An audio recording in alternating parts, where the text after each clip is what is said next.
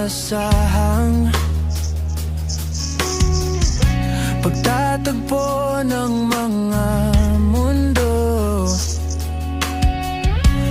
May minsan lang na nagtugtong, damang-dama na ang ugong nito.